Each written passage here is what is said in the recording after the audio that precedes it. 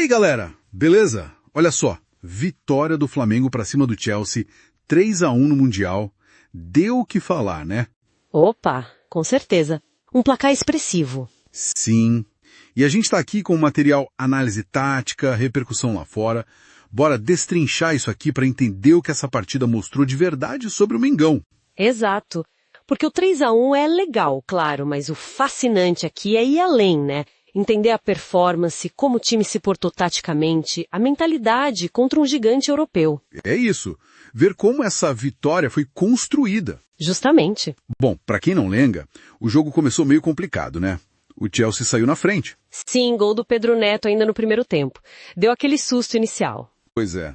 Mas aí veio o segundo tempo e a história mudou rápido. Como é que foi essa virada do Flamengo? Então, o Flamengo voltou diferente para a segunda etapa. Logo veio o empate, gol do Bruno Henrique, e não demorou muito para o Danilo virar o jogo. Foi bem rápido mesmo? Foi. E logo depois teve um lance crucial, né? A expulsão do Nicolas Jackson, do Chelsea, que tinha acabado de entrar. Nossa, isso muda tudo. Com um a mais.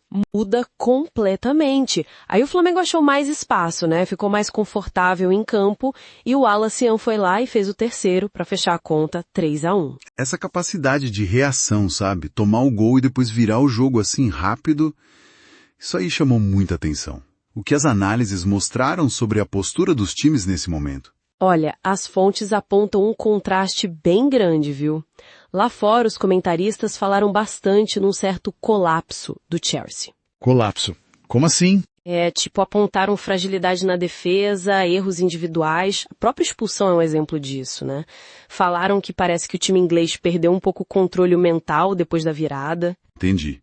E o Flamengo, qual foi a leitura sobre o nosso lado? Aí foi o oposto. O que se destacou foi a intensidade, o comprometimento do time. Aquela raça, né? Isso.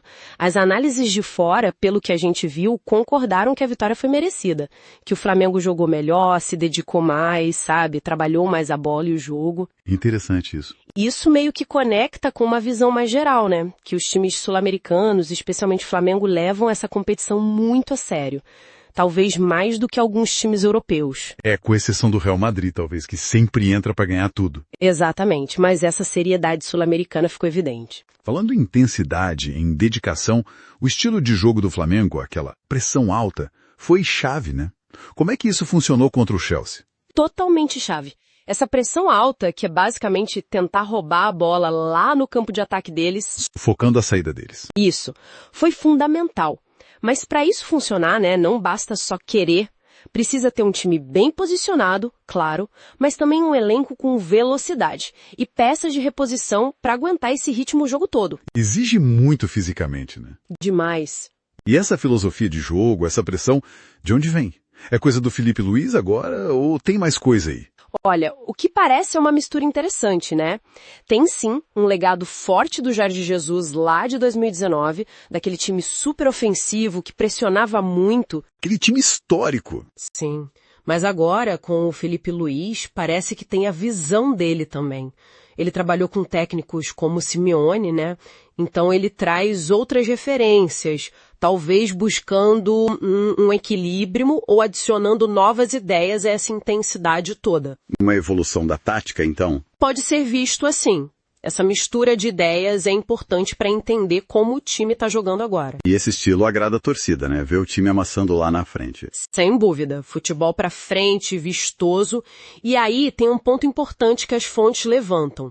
Quando um futebol assim ganha de um time forte da Europa, isso força eles a olharem diferente para o nosso futebol aqui na América do Sul. Faz eles respeitarem mais. Exato. E os bons resultados recentes dos sul-americanos no Mundial ajudam a mostrar que não é um caso isolado, né? Tem qualidade aqui. Isso puxa aquele debate antigo, né? Aquela história de que europeu perde porque está de férias, fora de ritmo. Sim, sempre volta essa conversa. Mas tem gente, tipo o Renato Gaúcho já falou isso, que contesta essa disputa. Lembra que os times brasileiros no formato antigo do Mundial, em dezembro, chegavam lá no bagaço, depois de uma temporada inteira? Exatamente. O desgaste nosso aqui também é enorme no fim do ano. Essa comparação serve para questionar se essa desculpa das férias é válida mesmo. A ideia é que, no fim das contas, o que decide é a qualidade do jogo, a tática, a cabeça do time. Entendi. Então, resumindo essa análise toda da vitória do Flamengo, o que fica de mais importante? Acho que fica um exemplo, sabe, de como organização tática, intensidade bem aplicada e uma mentalidade forte, competitiva, podem sim superar desafios grandes. E ainda por cima, jogando um futebol que dá gosto de ver. Orgulho para a torcida. Chelsea não foi sorte, não foi acaso. Foi fruto de um estilo de jogo claro, muito trabalho tático e, claro, muita entrega dos jogadores em campo.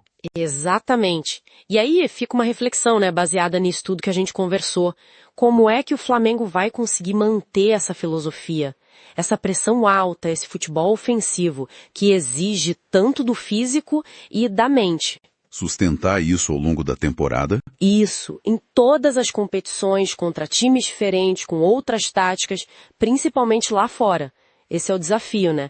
Manter a eficácia desse estilo é algo pra gente ficar de olho.